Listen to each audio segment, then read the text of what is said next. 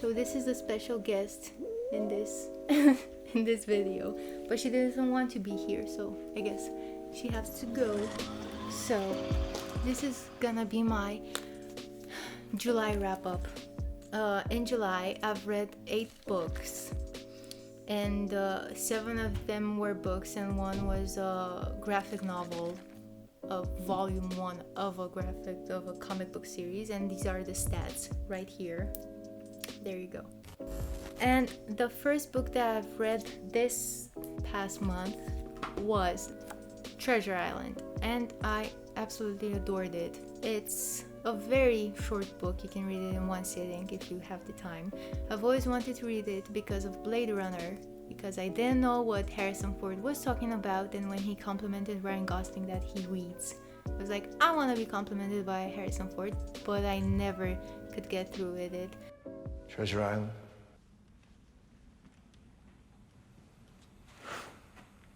He reads. That's good. But this month I decided, since I'm Black Sails obsessed, and this is basically the continuation of the TV show, and I have to say I absolutely adored it.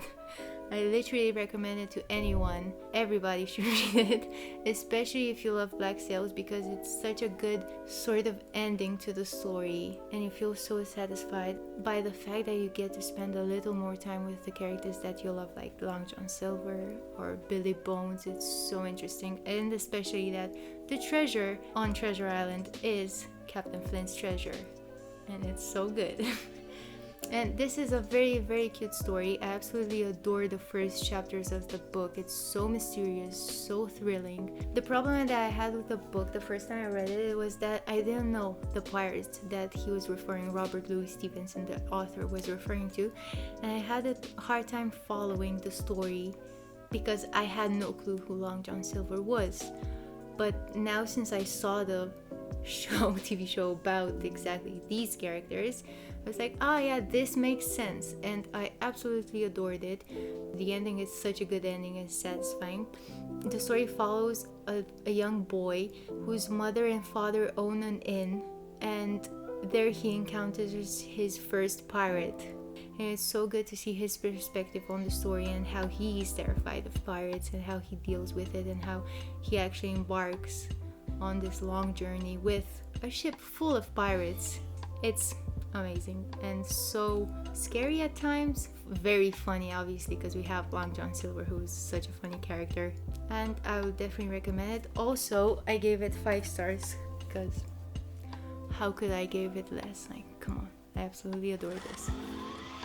The next book, I don't think this is the exact order in which I read all the books, because I didn't check them in order, but one of the books that I've read in July is Star Wars Shadows of the Empire.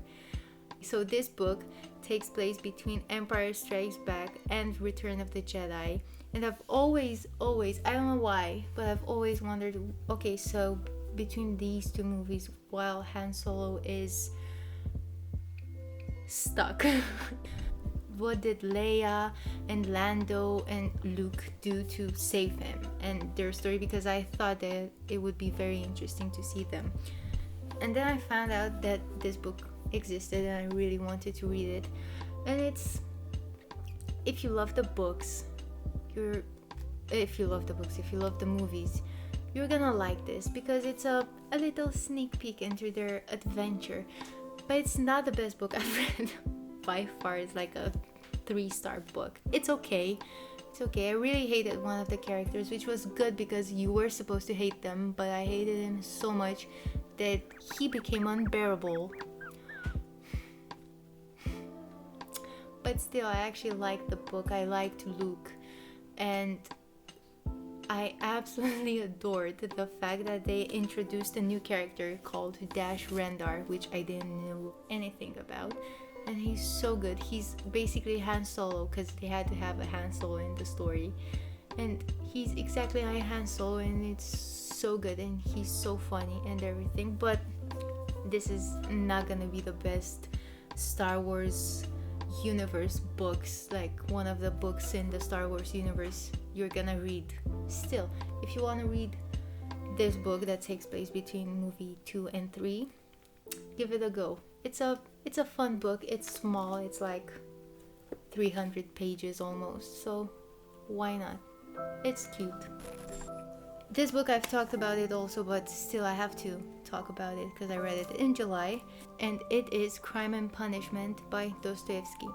And it's simply one of the best books I've ever read.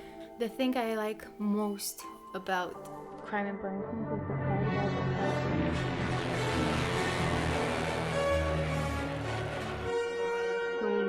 they actually feel like the mosque. They actually feel like real human beings with real responses to what is happening to them, and it's very heartbreaking. It's a very hard book to get through because it literally breaks your heart. You feel hopeless. You don't know what you would do in his shoes. Obviously not commit a murder, spoiler, not really because it's in the title, but still you feel for the guy. You understand what he's going through, how down on his luck he is, and the fact that at the beginning of the book you feel like he hit rock bottom, but by the end you think back on the first chapter and like, yeah, he was fine, it was okay at the beginning.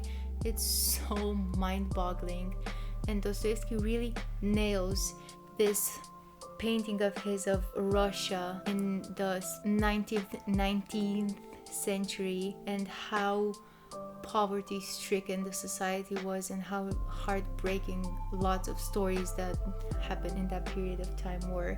And plus, you love all the characters in this book. Like, I love the main character Raskolnikov, but my favorite character is a side character which appears not very often, and his name is Marmeladov. And his story, actually Dostoevsky wanted to write the story about Marmeladov and his family, and then decided to include Raskolnikov and created this masterpiece.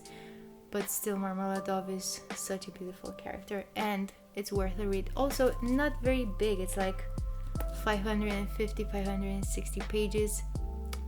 Doable. You should read it if you didn't already. The next book I read this month in July was Stories of Your Life and Others by Ted Chiang, and it was amazing. It had one of my favorite short stories of all time, The Merchant at the Alchemist's Gate. And it's such a beautiful book containing so many, like 15 to 20 short stories, and they're under the genre of human science fiction. He actually, in my opinion, is one of the smartest authors I've ever read, because he has such a grasp on humankind and how technology could influence us and how people will respond to evolution and all sorts of things. And I really think you could give it a go, especially because it's a book compiled of a bunch of short stories, so you can read like a short story a month if you like. But still, the concepts that he evolves in his books and his stories are amazing, like 10 out of 10. And of course I give this book 5 stars, because apparently I only give books 5 stars. Why? I don't know. The next book I read this month was The Yellow Wallpaper, and it's not necessarily a book, it's a novella because it's really short. It's like 20 pages I think, or 30, and it was really, really spooky, really thrilling, really messing with your mind type of story. I really enjoyed it. I gave it a 4-star rating, and yeah, I don't have much to say about it because it's so short and I don't want to spoil anything, because anything I say can be a spoiler. But it's a really good book. You should give it a go. Very spooky, very mysterious. The next book I read was in my last video as well. It was the ABC Murders by Agatha Christie. I always hated Agatha Christie until I read this book, and I absolutely adore her now. I actually want to give her another go with The Mysterious Business at Styles, which I don't know if I'll like, but I heard good things about it, so I'm gonna give it a go. This book, it sounds weird, but I really like the murder and how it happens. I like the dual perspective of the murderer and Hercule Poirot. And surprisingly enough, I absolutely adore Hercule Poirot because he actually feels like a real human being, not just a person that has magical abilities to solve murders. He actually has to go through things to find out who the murderer is. He doesn't know, like, ooh, he murdered this person in this way, so he's a redhead. It doesn't work that way. And this book, actually, Agatha did an amazing job with the characters, and the murder itself is very spooky, very mysterious and thrilling. It's everything that you want from a detective book. And also, no wonder I give this a 5-star rating, so give it a go. Also, it's 200 pages, so not that long. You can read it in a sitting if you wanna. The next books I've read are book 4 and book 5 of Wheel of Time, so The Shadow Rising, and the book Fires of Heaven. The book Shadow Rising I give 5 stars, and the book Fires of Heaven, I'm not sure, probably a 4-star or 3.5 star. I'm on the fence with it. It's Shadow Rising is my favorite officially from the whole series. I cannot say anything about it because I'm so in the series right now that anything I would say would be considered a spoiler. I have to do another video where I talk in depth about them, but it's perfect. Robert Jordan really shows his talent for world building and character development in Shadow Rising. Fires of Heaven, the book 5 of Wheel of Time, I felt like it was lacking something. I don't know what, especially the little sparkle of magic, because it had everything that Robert Jordan does, but it felt at times draggy, and I found it very hard to get through. But still, I'm very, very excited for the series, the next few books in the series, and the series as a whole. And the last book, it's not a book, it's a comic book, is Saga Volume 1, the first 54 issues. And I have to say it's my second all-time favorite comic book of all time. Series arcs, whatever you want to call it. But it's such a creative and beautiful and heartwarming and sad and fun. It's everything that you want from this type of comic book adventure type of thing. And I absolutely devoured it. At first, when I started reading it, I thought that maybe it would not be my cup of tea. But when I finished the first issue, I was like, yeah, I'm gonna read this in one sitting. Like, it's gonna ruin my life and I'm fine with it. Who cares? And I cannot wait for the second volume to drop. I mean, not the second volume, for the 55th issue of Saga to finally appear after a 2-year hiatus. But it's definitely worth it if you're the type of person who likes comic books and enjoys different comic books, not just superhero comic books, DC, Marvel, and whatever.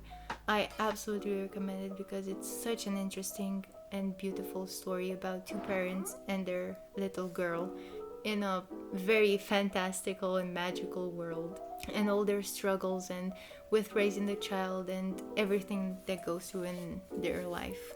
But I don't want to say anything because I hate spoiling stories. But obviously, no surprise here, I gave it a 5-star rating because I cannot help myself.